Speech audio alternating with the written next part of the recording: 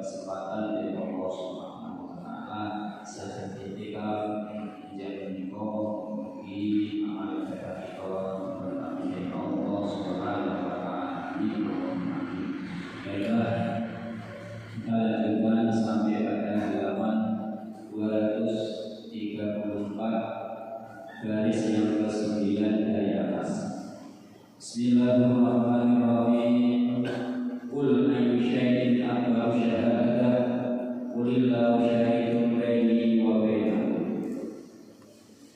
Asbabul ghaibun annahu ibnu orang-orang kafir Quraisy, para pemuka-pemuka agama, mereka mengatakan ya Muhammadu ma'awajadullahu bainaka rasulan.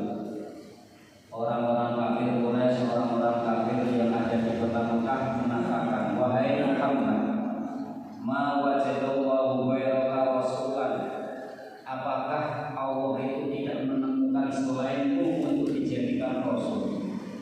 Kau sing dijadikan rasul itu awakmu, Allah Gusti Allahmu, Tuhanmu itu tidak menemukan selain kamu untuk dijadikan rasul. Wa ma ahadan yusaddiquka, dan kami semua ini tidak melihat seseorang yang membenarkan kepada kami. Kami tidak mendengar, kami tidak melihat ada orang yang percaya kepadamu. Ini kata orang-orang kafir. Wa qad sa'alna al-yahuda wal nasara, dan sungguh saya telah bertanya kepada orang Yahudi dan orang Nasrani tentang kamu. Waza'u annahu la dhikraka, dan mereka menyangka bahwa tidak ada sebutan bagimu. Kamu tidak terkenal kamu. Saya tanyakan kepada orang-orang Yahudi, orang-orang Nasrani tentang dirimu, mereka menyangka tidak benar. Itu kata mereka. La dzikralaka indahum bin nubuwwah, mereka tidak kenal kepadamu bahwa kalau dirimu itu menjadi nabi. Fa'atina mayyushiduka bin nubuwwah, maka tunjukkan kepada kami siapa yang bisa menyaksikan kepada dirimu kalau dirimu itu menjadi nabi. Wa inna akbara syai'in Allah.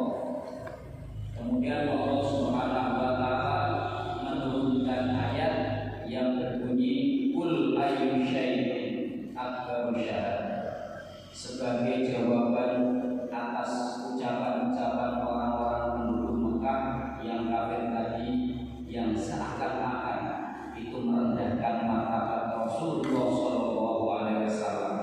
Kalau ada orang-orang kafir seperti itu, katakanlah wahai Muhammad, qul ayyu syai'in akbaru syahadah qulillahu syahidun baini wa bainakum. Qul mucapo sapa sira Muhammad, ayyu syai'in utawi biji suci iku akbaru hakum abal syahadatan nasani minallahi bi bakum.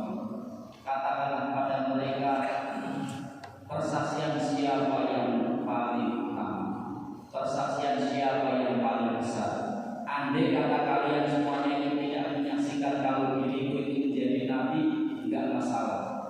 Persaksian siapa yang paling besar, maka kalau mereka mengatakan bahwa persaksian Allah yang paling besar, berarti mereka sadar. Tetapi kalau mereka tidak menjawab seperti itu, maka jawablah qul syahidun baini wa bainakum. Qul ucap sapa sira Muhammad, Allahu utawi Allah iku syahidun iku dalem nyakseni baini ing dalem antarané ingsun wa bainakum lan ing dalem antarané sira kabeh. Katakanlah bahwa Allah itu menyaksikan kepada diriku dan kepada kalian. Saya menjadi nabi itu yang menyaksikan Allah. Walaupun kalian semuanya orang-orang kafir tidak percaya kalau saya nabi, tidak masalah. Yang penting Allah Subhanahu wa taala telah menyaksikanku bahwa saya itu adalah nabi Allah Subhanahu wa taala. Dan kalau mereka orang-orang kafir tidak percaya, tidak mau menyaksikan bahwa Quran yang saya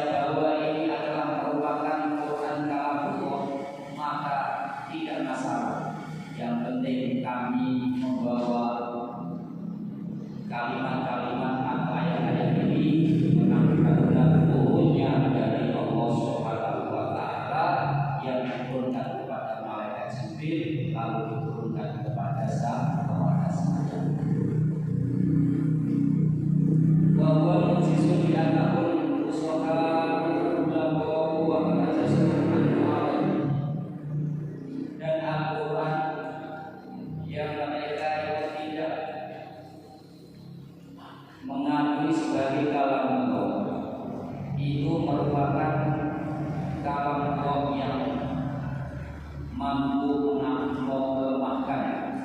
melemahkan kepada mereka. Al-Quran mampu melemahkan kepada mereka.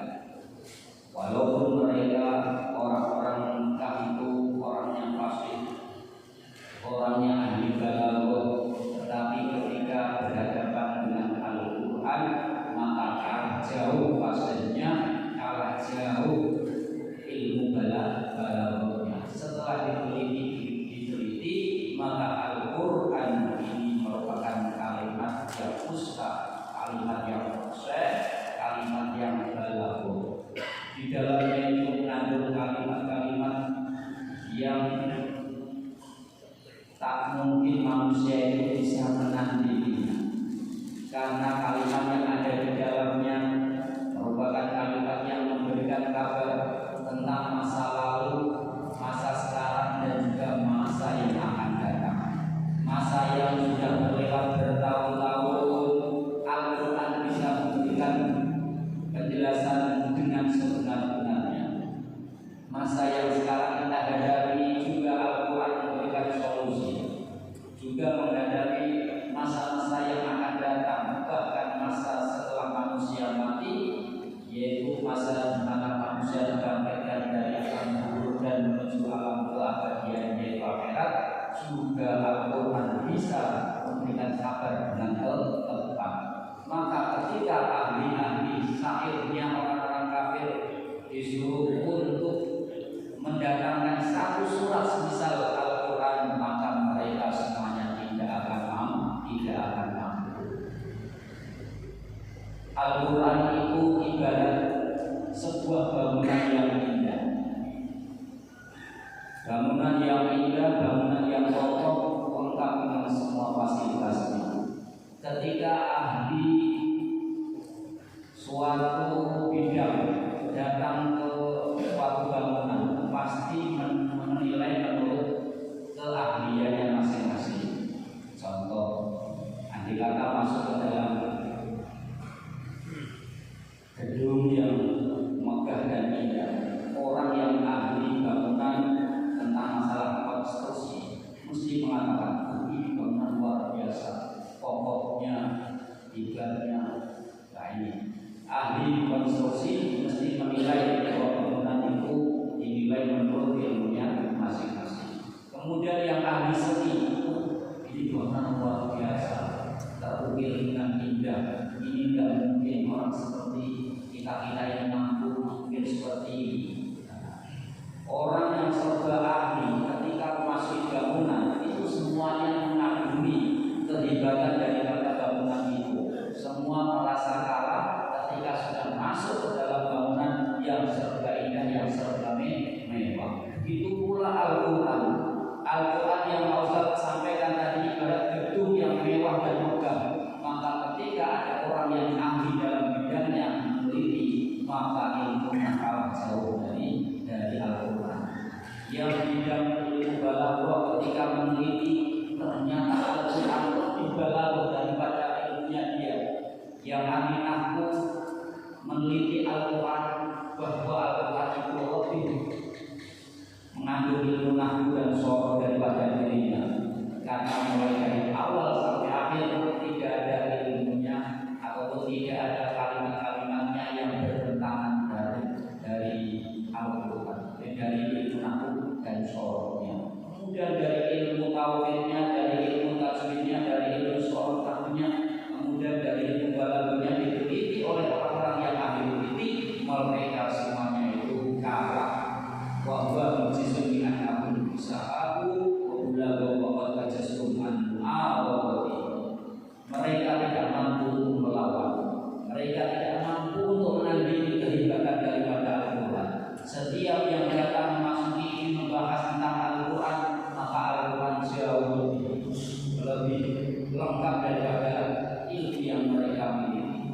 Maka inilah merupakan bukti bahwa Al-Quran itu adalah kalamku. Maka biasanya kalau sebelum menyampaikan materi itu mengucapkan kalamu qadimul la yu'adu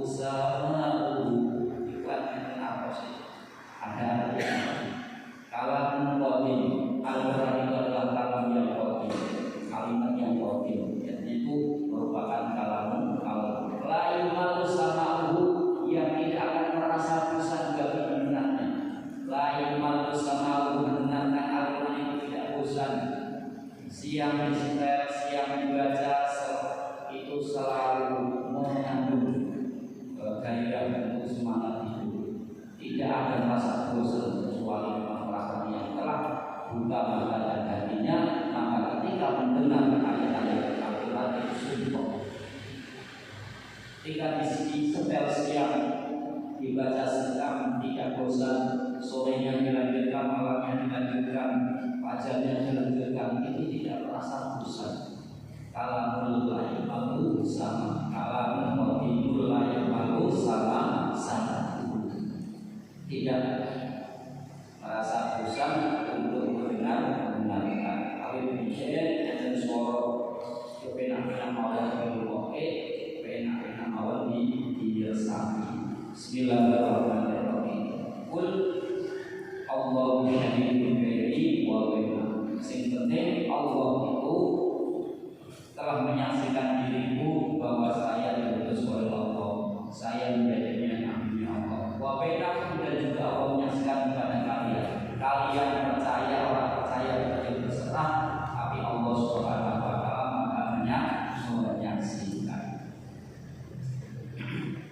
Wa uhiya ilayya hadzal Qur'an wa uhiya diwahyuake ilayya lan Allah hadzal Qur'an ini Qur'an, dan saya telah diberi wahyu berupa Al-Qur'an liungkiro supaya menjadi supaya sunkum ing sira kabeh iki lawan Al-Qur'an wa man lan menjadi pembala kang membawa Al-Qur'an hikmah. Saya mendapatkan wahyu berupa Al-Qur'an ini dari Allah Subhanahu wa taala agar saya ini memberikan kabar peringatan kepada kalian tentang akibat orang-orang yang ingkar kepada Allah. Sudah saya sampaikan bahwa innalladzina kafaru min ahli kitab wal musyrikina inna jahannama khalidina fiha. Telah saya sampaikan bahwa sesungguhnya orang-orang yang kafir dari ahli kitab dan orang-orang yang menyekutukan Allah Subhanahu wa taala itu akan dimasukkan ke dalam neraka. Ini sudah saya sampaikan atas perintah Al-Qur'an. Supaya memang tugasnya kanjeng Nabi itu di dalam Al-Qur'an itu basyirau wa nadhira, yaitu basyirau memberikan kabar gembira bagi orang yang beriman dan beramal soleh, bahwa orang yang beriman dan beramal soleh tempat yang mulia baginya yaitu surga, dan orang yang kafir, orang yang ingkar, orang yang menyekutukan Allah itu memang mendapatkan tempat yang hina, yaitu di neraka. Ini di dalam Al-Qur'an berkali-kali Allah terangkan. Ini agar manusia itu memikirkan, ingin ujung ya pilih yang jalan yang kanan, tapi ingin merokok silakan. Ini Allah Subhanahu wa taala telah menciptakan dua tempat yang berbeda 180 derajat, yang satu penuh dengan keindahan, yang satu penuh dengan kesengsaraan. Sudah disampaikan bahwa innalladzina amanu wa amilus sholihati wa dzalika ulaika hum khairul bariyah. Sesungguhnya orang-orang yang beriman dan beramal saleh mereka itu adalah sebaik-baik manusia. Sebaik-baik manusia adalah orang yang beriman dan beramal saleh. Jazaa'uhum inda rabbihim jannatun tajri min tahtiha al-anharu khalidina fiha abada. Radhiyallahu anhum wa radu an dzalika liman khasyiya rabbah. Balasan bagi mereka itu adalah surga, surga yang mengalir bawahnya sungai-sungai. Mereka tetap di dalamnya selama-lamanya, dan itu adalah balasan bagi orang-orang yang takut kepada Tuhan. Allah sudah memberikan dua pilihan dan memberikan tahu tentang dua pilihan bagi orang-orang yang melaksanakannya. Maka bagi kita sekalian, silahkan memilih. Pengen bahagia atau pengen sengsara, maka silakan kalian memilih. Apakah kalian tidak berpikir bahwa Allah sudah menciptakan dua tempat? Apakah kalian tidak berpikir bahwa kanjeng Nabi sudah menyampaikan itu semua? Li'umdirakum bihi wa membala. Al-Quran datang yang memberikan kepada wahyu kepadaku itu adalah agar aku memberikan peringatan kepada kalian semuanya, wahai orang-orang kafir Mekah, agar kalian ingat kepada siksaan Allah Subhanahu wa taala yang begitu pedihnya. Dan wa membala, dan orang-orang yang Al-Quran itu sampai kepadanya. Andai kata saya tidak sempat menyampaikan Al-Quran kepada kalian, karena saya itu dibatasi umurnya oleh Allah Subhanahu wa Ta'ala. Di kanjeng Nabi hanya diberi batas umur 63 tahun, tidak lama, 63 tahun. Setelah itu maka Al-Quran diteruskan oleh orang-orang yang menyampaikan Al-Quran ini tetap murni sepanjang masa ila yaumil qiyamah. Isinya sama seperti halnya dulu ketika diturunkan kepada Nabi Muhammad SAW. Karena apa? Sampai ribuan tahun setelah Rasulullah SAW meninggal, Al-Quran tetap murni karena memang dijaga oleh Allah Subhanahu wa Ta'ala. Tidak ada jaminan kepada kitab-kitabnya Allah itu dijamin kemurniannya kecuali Al-Quran. Allah Subhanahu wa Ta'ala berfirman, "Inna nahnu nazzalna dzikra wa inna lahu lahafizun." Kamilah yang menurunkan Al-Quran dan kamilah yang menjaga kepada Al-Quran. Kalau kitab-kitab yang lain mungkin mencari yang asli itu sangat sulit sekali. Mencari yang asli itu sangat sulit sekali. Setiap dicetak di tempat yang berbeda maka berubah. Dicetak di Inggris bahasanya Inggris, dicetak di Amerika bahasanya Amerika, dicetak di Indonesia bahasanya Indonesia, dicetak di Hongkong yang bahasanya ada di Hongkong. Tapi Al-Quran walaupun dicetak di Indonesia ya bangga bahasa Arab, dicetak di Amerika ya bangga bahasa Arab, dicetak tentu di Panggilan ya bangga bahasa Arab. Maka ketahuan apabila ada kalimat-kalimat yang dirubah, maka Allah Subhanahu wa Ta'ala sudah menunjukkan kepada orang Muslim, orang mukmin untuk mengetahuinya. Ketika dibaca itu nak salah itu bergelarnya ketahuan. Yang biasanya itu dibaca tu, dibaca ni, jelas ketahuan. Dengan paus Bismillahirrahmanirrahim. Alhamdulillahirabbil alamin. Maknanya berubah. Alhamdulillah. Ini jelas ketahuan. Nasta'in kalau dibaca nasta'ina ketahuan. Kalau katuman ketika kasroh, sing kasroh jadi fathah jadi sukun, rono tasdid tulis itu tasdid yang iki roso. Makanya alhamdulillah Al-Quran sebagai mukjizat yang abadi untuk pegangan umat Islam yang dijamin keasliannya oleh Allah Subhanahu wa Ta'ala ila yaumil qiyamah. Qulillahu syahidun baini wa bainakum wa uhiya ilayya hadzal Qur'an liyunzirakum bihi wa man balagha. Ainakum latasyhaduna anna ma'allahi alihatan. Jadi memang Allah menurunkan Al-Quran kepada malaikat Jibril niki agar qawli qawmikum ya ala makatabil Qur'ani wa lil qawmi fabihi man balagha ilal Qur'an minas saqalaini yaitu dari dua golongan. Al-Quran ini untuk memberikan ajaran atau arahan bagi jin dan manusia. Ini berlaku mimayah ibadi ila yaumil qiyamah sampai hari kiamat. Jin itu biarkan sing iman, enten sing kafir, menungso enten sing iman, enten sing kafir.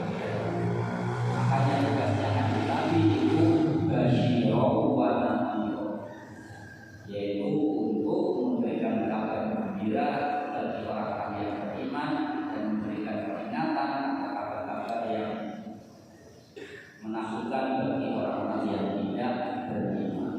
Nah, orang iman semakin mendengarkan Al-Quran maka wajah hatinya semakin takut, semakin terpenuhi. Wajah dulu wa idza tuliyat alaihim ayatuhu zadatuhum imanan. Dan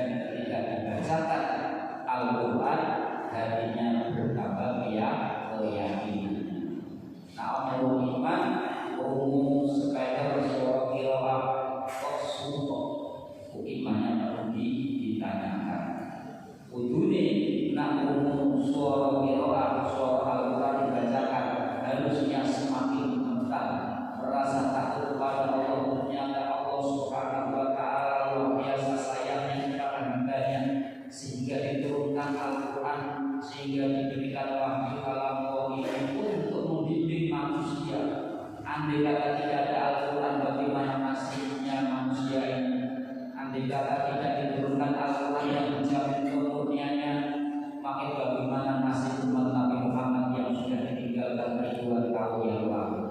Mungkin akan bernasib seperti orang-orang terdahulu yang mudah mengingkari nabinya, mengingkari rasulnya. Lalu ditinggal 40 tahun umatnya Nabi Musa alaihissalam sudah banyak yang diingkar.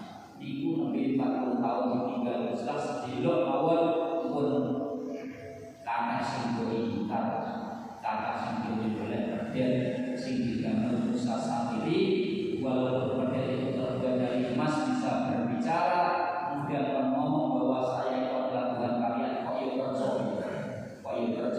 percaya. Ini jangan percaya karena apa? Karena Allah itu adalah Allah As-Sami'ul Alim, wa huwa yudrikul absar wa huwa la yudrikul absar wa huwa latiful khabir. Allah itu tidak bisa dijangkau oleh mata, tapi Allah itu mencampur semua mata. Artinya di dunia ini walaupun mata manusia tidak bisa melihat Allah, tetapi Allah mengawasi semua manusia tanpa ada yang terkecuali, tanpa ada yang ketinggalan. Semua dalam pengawasan Allah Subhanahu wa Ta'ala. Ada simbol satu pada bahwa kita cukup dari kawasan Al-Fatihah Majlis Subhanahu